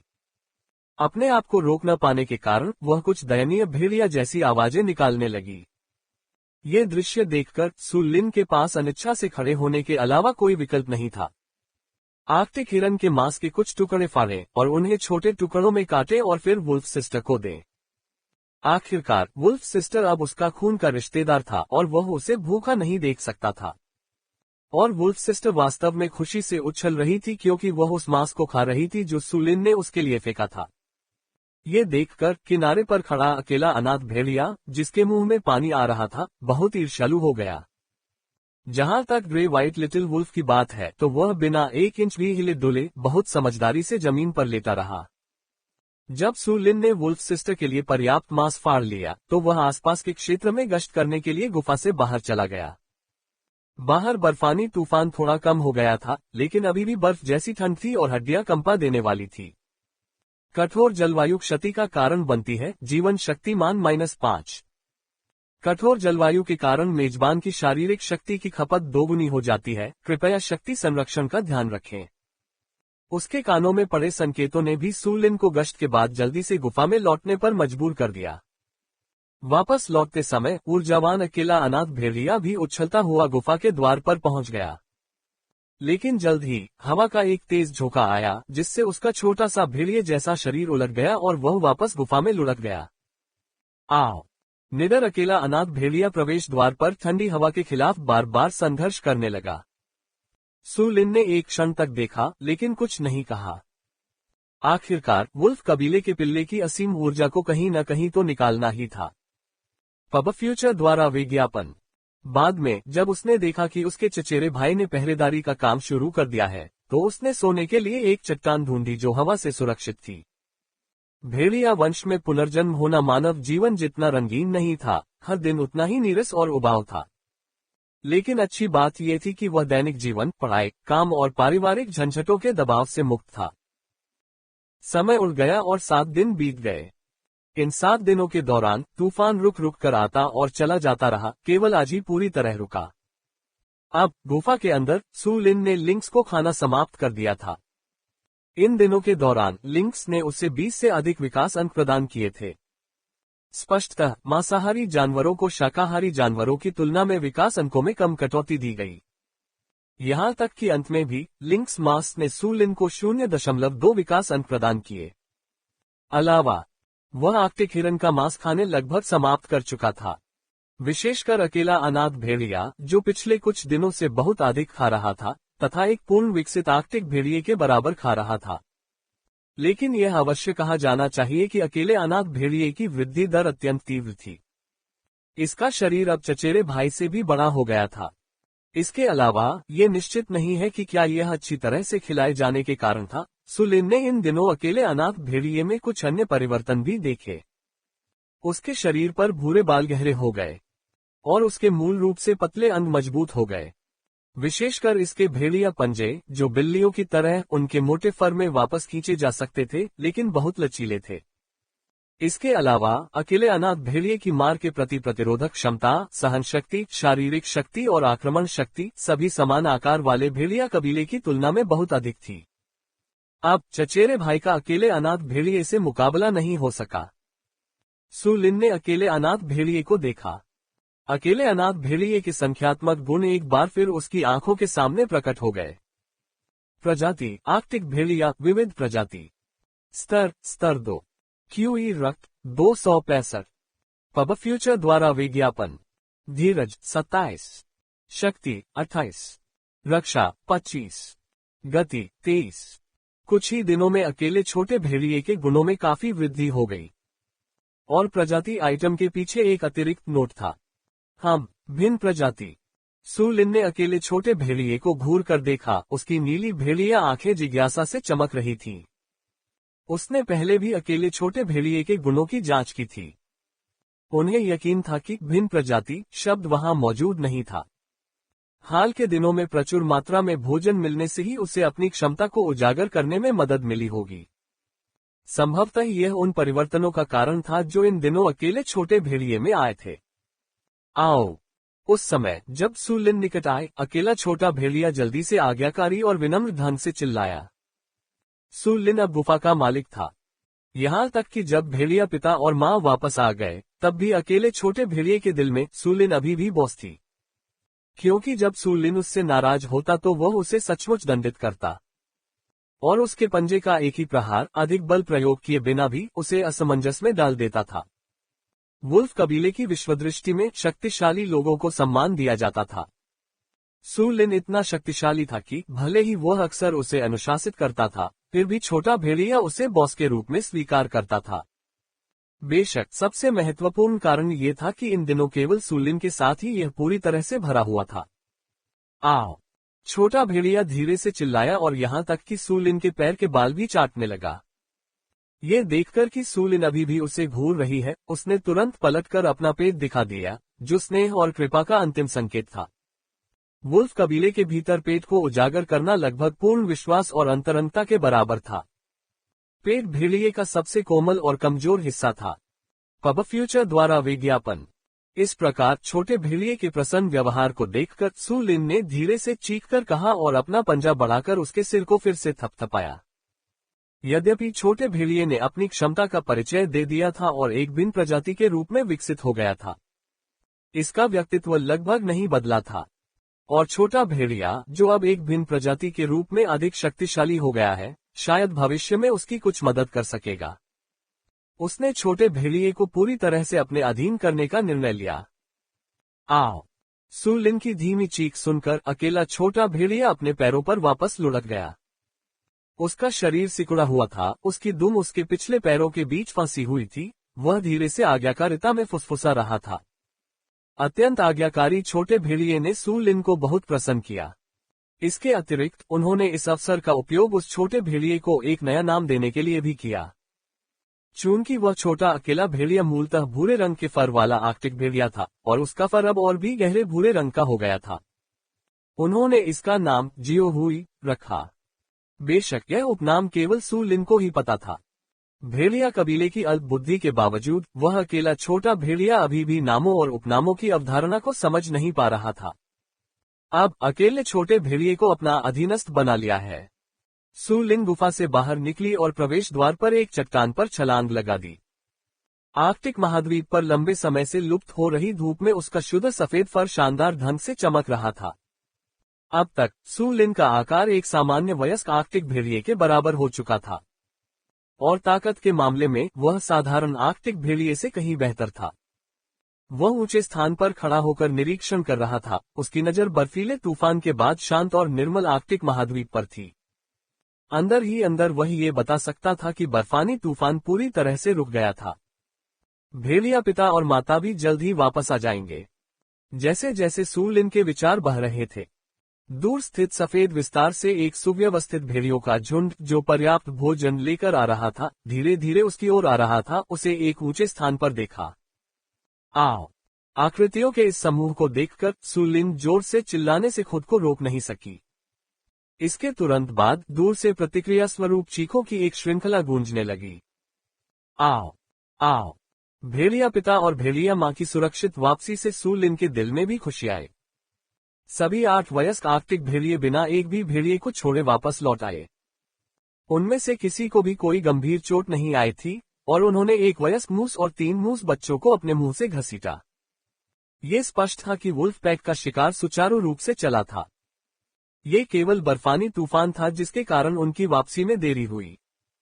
अब जैसे ही बर्फीला तूफान रुका, वे जल्दी से वापस लौटने के लिए उत्सुक थे। विशेषकर वुल्फ मदर, भले ही उसने दौड़ने में अपनी शारीरिक शक्ति खर्च कर दी थी, फिर भी वह जल्द से जल्द अपने बच्चों को देखना चाहती थी।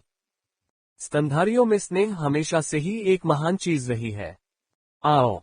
सु लिन पहले से ही भेड़िया मां का अभिवादन करने के लिए गई थी। भेड़िया मां ने प्यार से सु लिन को चाटा और ये देखकर कि सु लिन का आकार एक और बड़ा हो गया है, उसके दिल को बहुत खुशी हुई। इसके बाद उसने मूस बछड़े को, जो कुछ समय पहले ही पैदा हुआ था, सु लिन की ओर फेंक दिया। सु लिन ने धीमी आवाज में चीखकर संकेत दिया कि इस तरह के आसानी से पचने वाले बछड़े को भेड़िया बहन के लिए छोड़ दिया जाना चाहिए। इस समझदारी भरे व्यवहार के कारण भेड़िया माता उसे फिर से चाटने के लिए अपनी जीभ बढ़ाने से खुद को रोक नहीं सकी। हालांकि सु लिन के दिल में इस स्नेहपूर्ण इशारे के प्रति कुछ घृणा थी। सौभाग्य से वुल्फ कबीले के सदस्य के रूप में उसके शरीर पर कोई प्रतिकूल प्रतिक्रिया नहीं हुई। जल्द ही जब सु लिन वुल्फ मदर को वापस गुफा में ले गई, चचेरा भाई, भेड़िया बहन और ग्रे सफेद छोटा भेड़िया सभी खुशी से उठे और भेड़िया मां के चारों ओर इकट्ठा हो गए। केवल जियाओ हुई ही सु लिन के पीछे पीछे चल रही थी। जब भेड़िया मां ने मूस बछड़े को फाड़ दिया, उसने उसे युवा भेड़ियों को खाने के लिए फेंक दिया। ग्रे व्हाइट लिटिल वुल्फ, जिसने शुरू में खाना शुरू करने के बारे में सोचा था, उसे अचानक कुछ याद आया। उसने सु लिन की ओर देखा और उसकी अनुमति मिलने के बाद ही खाना शुरू किया। पब फ्यूचर द्वारा विज्ञापन। भेड़िया माता ने ये देखा लेकिन कोई आपत्ति नहीं जताई। आखिरकार ताकत का सम्मान किया जाता था और भेड़ियों के बच्चों के लिए सु लिन की बात सुनना सामान्य बात थी। ये देखकर कि सु लिन का आकार उसके आकार की तुलना में बहुत बड़ा हो गया था, वुल्फ मदर ने सोचा कि वह बहुत जल्दी बड़ा हो रहा है। अगला, भेड़िया पिता भी गुफा में लौट आए। बर्फानी तूफान के कारण कई दिनों तक देरी होने के कारण उसे ये भी चिंता थी कि कहीं पिल्लों को कोई नुकसान न हो जाए। अब ये देखकर कि सभी छोटे भेड़िए सुरक्षित और स्वस्थ हैं, उसने अपनी सारी चिंताएं छोड़ दी। भेड़िया वंश बहुत बुद्धिमान नहीं था और जब भेड़िया पिता और भेड़िया मां वापस लौटे, उन्होंने कुछ देर तक पिल्लों को सांत्वना दी, फिर उन्हें खाना खिलाया। जहां तक पिछले कुछ दिनों में पिल्लों का हाल चाल का सवाल है, तो उन्होंने ये नहीं पूछा। जब भेड़िया पिता और भेड़िया मां वापस आ गए, तो खाली पड़ी गुफा फिर से जीवंत हो गई। कुछ ने पिल्लों की देखभाल की और अन्य ने पहरेदार की भूमिका निभाई।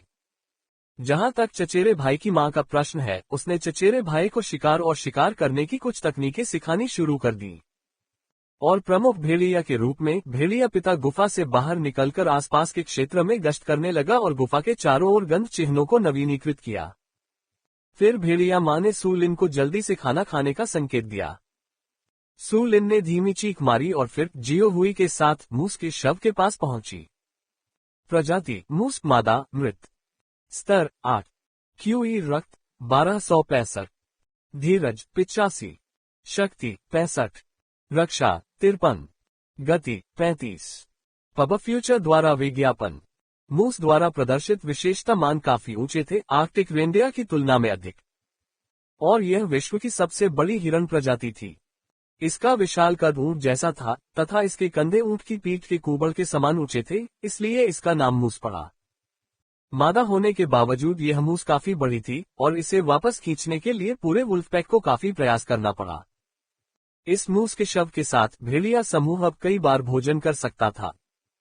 इस समय सू लिन को कोई शर्म नहीं आई और वह गर्दन से मांस का एक टुकड़ा फाड़ने के लिए आगे बढ़ी। डिंग, मेजबान ने मूस का मांस खाया, 5 विकास अंक प्राप्त किए।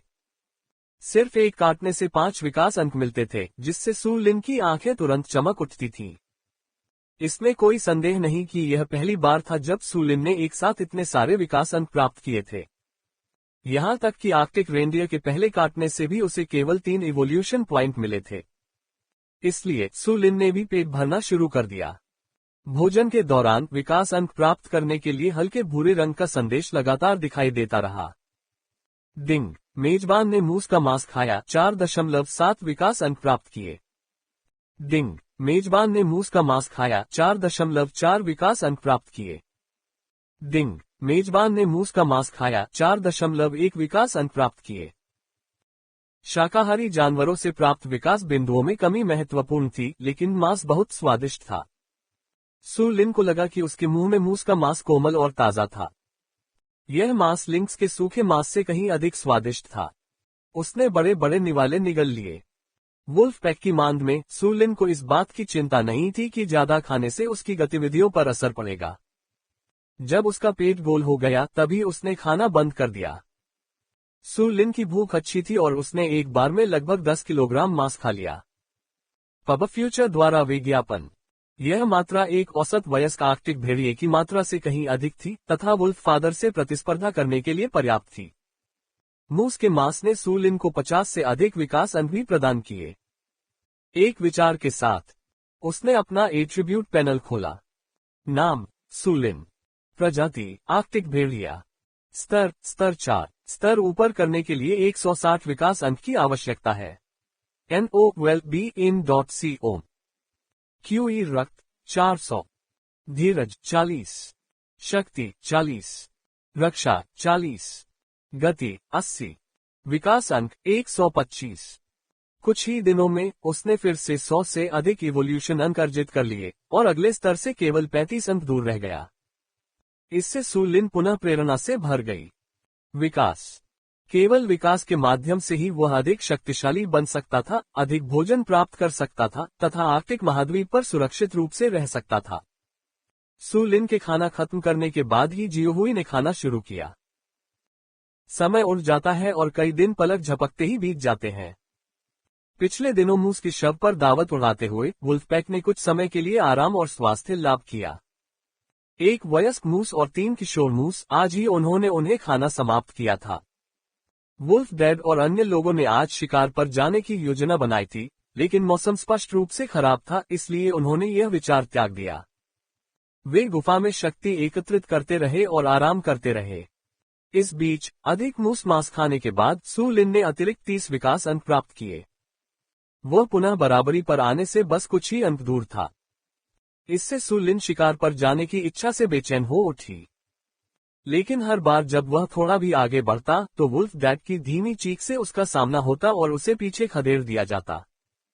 हालांकि वुल्फ डैड की हरकतें चिंता से बाहर थीं, लेकिन इससे सू लिन को मदद नहीं मिल सकी, लेकिन वह आहें भरती रही।